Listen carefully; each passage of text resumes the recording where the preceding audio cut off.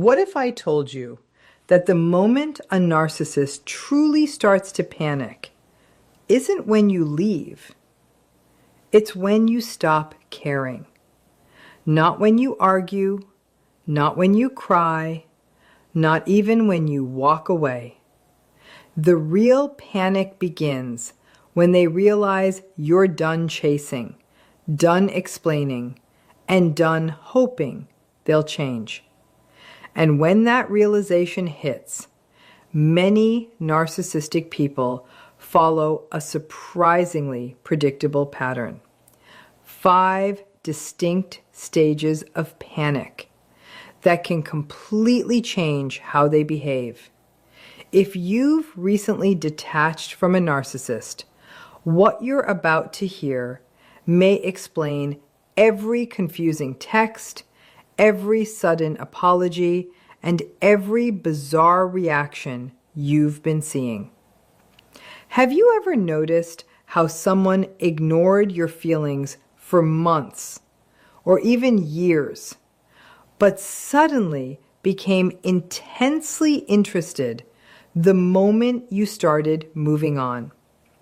If you've experienced that, stay with me, because understanding these 5 stages isn't just about understanding them. It's about understanding why your decision to let go may be the one thing they never expected.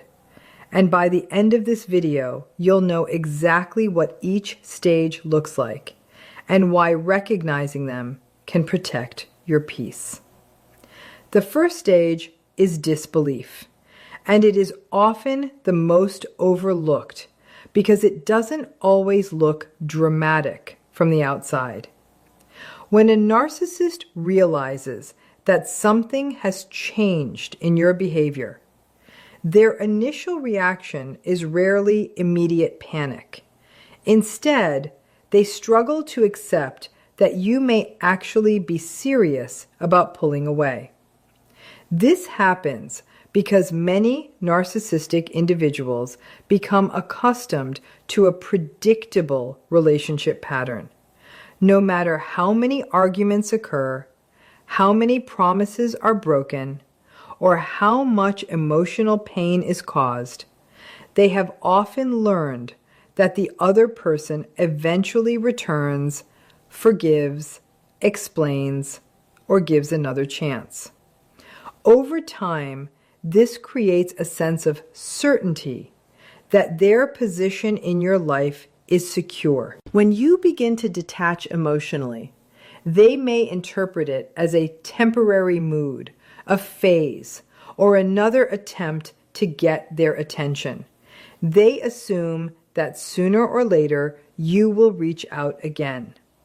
What they fail to recognize is that genuine emotional exhaustion looks very different from anger. Anger is still emotionally engaged.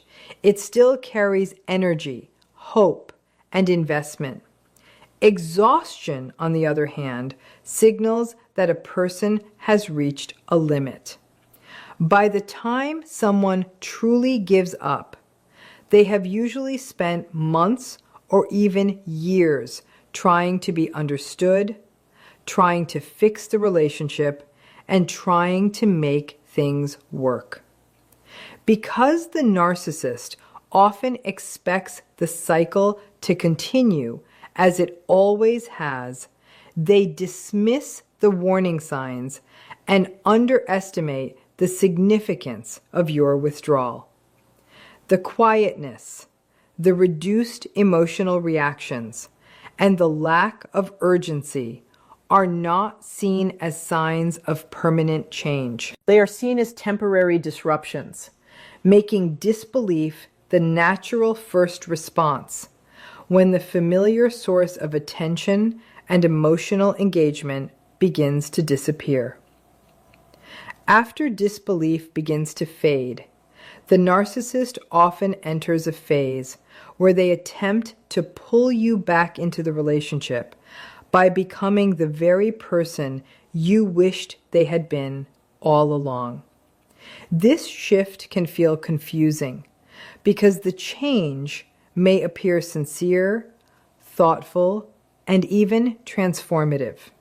Suddenly, they seem attentive to your feelings, willing to listen, and eager to address the issues they previously dismissed. The complaints that were once ignored are now taken seriously. The affection that felt conditional becomes more consistent. Promises of growth, therapy, self-reflection, or a fresh start may emerge with an intensity that seems completely different from their past behavior. What makes this stage so powerful is that it targets your hope. Most people do not stay in difficult relationships because they enjoy suffering. They stay because they believe things can improve. The narcissist often senses this and focuses on presenting a version of themselves that aligns with your deepest wishes. They may remind you of happier memories, highlight special moments you shared, or speak passionately about a future that suddenly sounds exactly like what you've always wanted. For someone who has spent a long time waiting for acknowledgement and change, this can be emotionally overwhelming. The timing, however, is what deserves careful attention.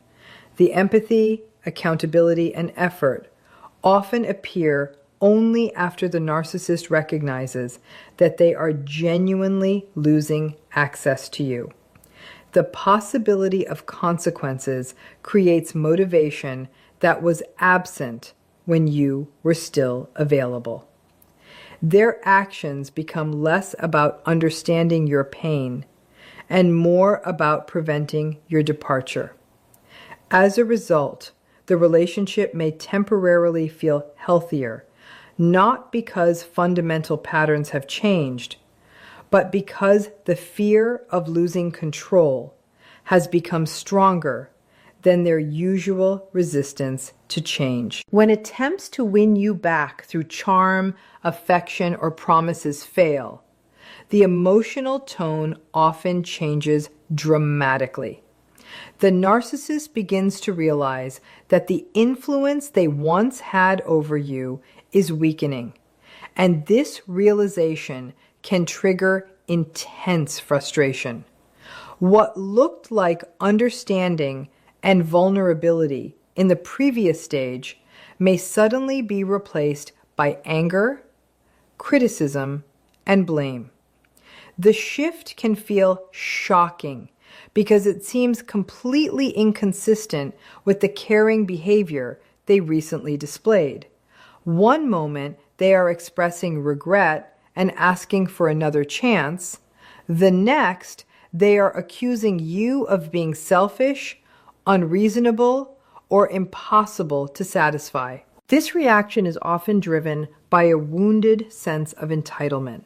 Many narcissistic individuals expect their efforts, even temporary ones, to produce the desired result. When they offer apologies, attention, or promises, and discover that these tactics no longer work, they may experience your continued distance as a personal rejection. Instead of reflecting on the reasons behind your decision, they often focus on the discomfort of not getting the response they expected. Because accepting responsibility can threaten their self-image, the blame is redirected outward. The narrative begins to change in ways that paint them as the victim and you as the source of the problem. During this stage, they may revisit old mistakes, distort past events, or exaggerate your flaws in an attempt to justify their anger. Some become openly hostile, while others use passive-aggressive remarks, guilt, or emotional manipulation. The goal is often to provoke a reaction, because any emotional response can create a renewed sense of connection and influence. Even negative attention can feel preferable to being ignored, making anger a tool for reestablishing emotional control when softer methods have failed. As the reality of losing you becomes harder to deny, the narcissist often enters a stage marked by desperation. At this point, the strategies that once worked have failed. The emotional leverage they relied on is slipping away, and they can no longer assume that you will return simply because you always have in the past. This creates a growing sense of urgency that may drive increasingly unpredictable behavior. The person who once seemed detached or indifferent can suddenly become relentless in their attempts to regain access to you. What makes this stage particularly confusing is the inconsistency. The narcissist may cycle rapidly between different emotional approaches, sometimes within the same conversation. They might send heartfelt messages expressing love and regret, only to follow them with accusations, guilt trips, or anger when they do not receive the response they want. They may remind you of cherished memories, promise a completely different future, or emphasize how much they have changed. If those efforts fail, they might portray themselves as deeply hurt, abandoned, or misunderstood in an attempt to trigger sympathy. Some narcissistic individuals expand their efforts beyond direct communication. They may reach out through mutual friends, family members, or social circles to gather information, influence perceptions, or create opportunities for contact. Others may manufacture situations that require your attention, hoping that concern, obligation, or curiosity will reopen the door. The common thread is not genuine emotional stability, but a frantic search for something that still works. Their behavior often reflects the discomfort of losing influence over someone they once expected to remain emotionally available. Each new tactic represents another attempt to restore a connection that is no longer responding to the methods that once kept the cycle alive. If this is resonating with you, take a moment to subscribe and leave a comment with the word free. Not because you're free from pain, but because you're learning what freedom from manipulation actually looks like. And understanding these patterns is one of the most powerful ways to protect your future. Now let's talk about the final stage, the one that surprises most people. The fifth stage begins when the narcissist gradually accepts that their efforts to pull you back are no longer producing results. After cycling through denial, charm, anger, and desperation, they are forced to confront a reality they have been resisting. Your emotional investment is gone, and the influence they once had over you has significantly diminished. Rather than openly processing this loss, many narcissistic individuals shift their focus toward protecting their self-image. This is where replacement and revision often become central themes. Replacement involves seeking new sources of validation, attention, admiration, or emotional supply. Because their sense of worth is frequently tied to external reinforcement. The loss of a significant source can create an uncomfortable void. To fill that void, they may quickly immerse themselves in new relationships, friendships, social circles, or public displays designed to signal that they are thriving. In some cases, the speed with which they appear to move on can seem shocking, especially to those who invested deeply in the relationship. However, these actions often serve a psychological purpose. They help distract from feelings of rejection and restore a sense of control. At the same time, revision begins to reshape the story of what happened. The relationship may suddenly be minimized, dismissed, or described in ways that differ dramatically from how it was portrayed in the past. Positive memories may be ignored, while your mistakes are amplified. They may claim they never cared as much as they once insisted they did, or suggest that ending the relationship was entirely their choice. By rewriting the narrative, they reduce the emotional impact of losing someone who ultimately stepped outside their sphere of influence and refused to return to the familiar cycle. One of the most difficult realities to understand after dealing with a narcissistic person is that their panic is often rooted less in the loss of the relationship itself and more in the loss of what the relationship provided. This does not mean they never experienced attachment, enjoyment, or affection. The issue is that their emotional investment is frequently intertwined with what psychologists often describe as validation, admiration, attention, control, or reassurance. These external sources help support their self-image, making the relationship valuable not only because of who you are, but because of how you make them feel about themselves. When you finally detach, stop responding, or withdraw emotionally, they lose access to a source of emotional supply that may have been available for a long time. The attention you gave, the energy you invested, the forgiveness you offered, and even the emotional reactions you displayed all served a function within the dynamic. As long as those resources remained available, the relationship felt stable from their perspective.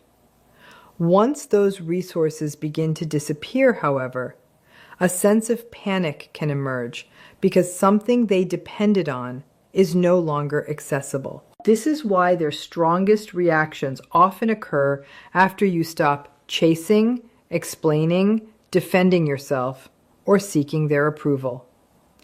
If the panic were solely about love, your emotional needs would likely have received the same level of attention before the relationship reached a breaking point. Instead, many people notice that concern, urgency, and intense efforts appear only when separation becomes real. The narcissist is not simply reacting to the absence of a partner. They are reacting to the loss of a psychological resource that helped maintain their sense of importance, influence, and emotional security. Many people assume that the most powerful way to respond to a narcissist is through confrontation, exposing their behavior, or proving them wrong. While these actions may feel justified, they often keep you emotionally connected to the very dynamic you are trying to escape.